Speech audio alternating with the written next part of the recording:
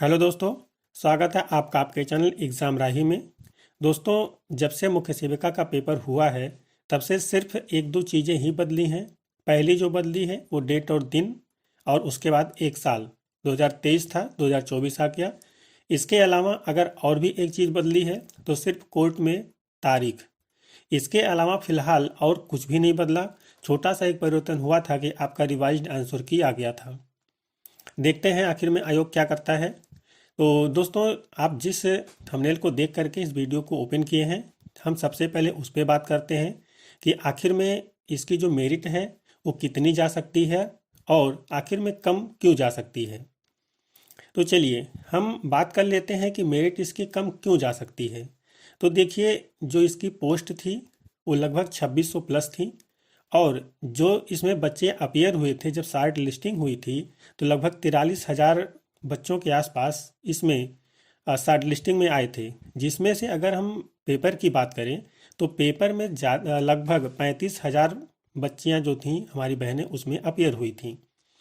इसके बाद जो पेपर का लेवल था वो आसान नहीं था, अच्छा खासा लेवल का पेपर था। और यहाँ तक की स्थिति ये थी कि कोचिंग में जो पढ़ाया गया था उससे भी चीज़ें फंस नहीं रही थी। जिस हमारी बहन ने कुछ अलग से एक्स्ट्रा किया था या वो किसी हायर स्टडी से जुड़ी हुई थी, उनका पेपर तो बहुत आसान हुआ था। लेकिन जो सिर्फ और सिर्फ ऑनलाइन रिसोर्सेज के माध्यम से पढ़ाई में लगी हुई थी, उनका जो पेपर था वो लगभग गड़बड़ हुआ था। बहुत सारे लोगों को पेपर देने के बाद सेंटर पे बात करते हुए सुना गया था कि हमें पेपर तो समझ में ही नहीं आ रहा था। तो यहाँ पे अगर हम अलग अलग चैनल की बात करें तो वहाँ पे हम देखते हैं कि वो जो कट ऑफ बताते हैं 60 प्लस, कोई कह रहा है, कोई 65 प्लस कह रहा है।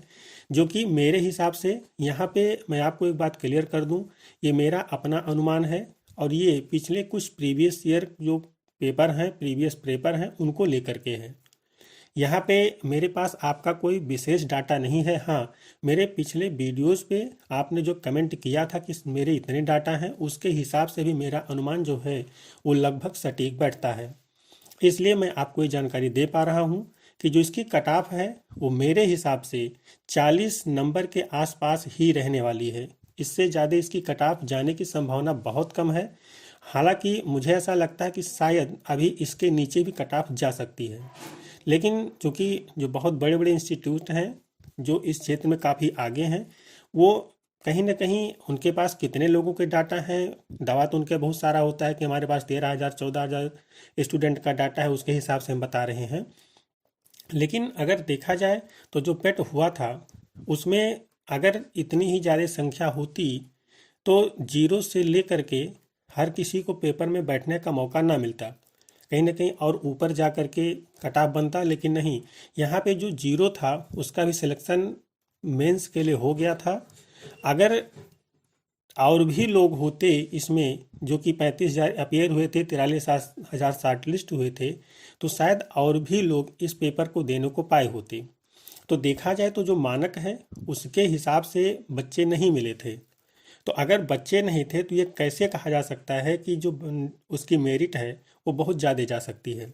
तो यहाँ पे जो मेरिट है, मेरा अनुमान जो है वो 40 के आसपास ही रहने वाली है।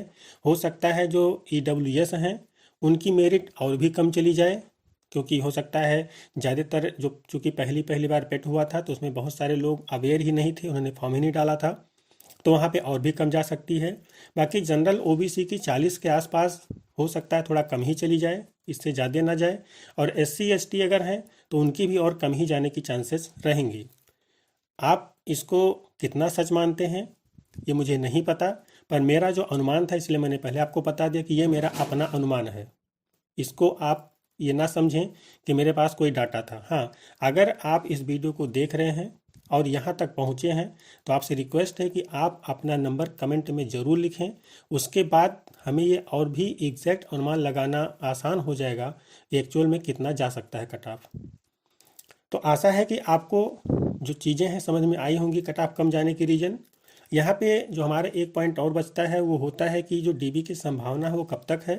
तो अगर हम देखें, जो भी सरकारें पिछले समय में चुनाव को देखते हुए काम करती रही हैं, तो उसके अनुसार आपका जो DB है वो मार्च में ही होगा। और उसकी संभावना एक वजह से और बन रही है क्योंकि अभी अभी आपने देखा पिछले लगभग 6 साल के से लटकी हुई वैकेंसी का रिजल्ट अभी आया है, जो कि आप समझ रहे हैं कि वीडियो एग्ज़ाम की मैं बात कर रहा हूँ। और उसकी डीबी जो है लगभग शुरू हो चुकी है। उसकी डीबी के बाद ही इसकी भी डीबी करवाई जाएगी, क्योंकि इसके अलावा और किसी भी एग्ज़ाम की डीबी उनको नहीं करवानी है। और शायद यही वजह है कि समय रहते उसका रिजल्ट दिया गया है और मार्च में आपका कभी भी ये रिजल्ट देखने को मिल सकता है। तो आशा है कि आप मेरी बातों से सहमत होंगे। सहमत हैं तो भी, नहीं है तो भी कमेंट जरूर करें। साथ ही अपना नंबर हमें ज़रूर शेयर करें। अगले वीडियो में हम आपको और एग्जैक्ट बता पाएंगे कि वास्तव में इसका जो मेरिट है खासकर डीबी के लिए वो कितनी जा सकती है। तो चलिए मिलते हैं उस वीडियो में, तब तक के लिए जय हिंद।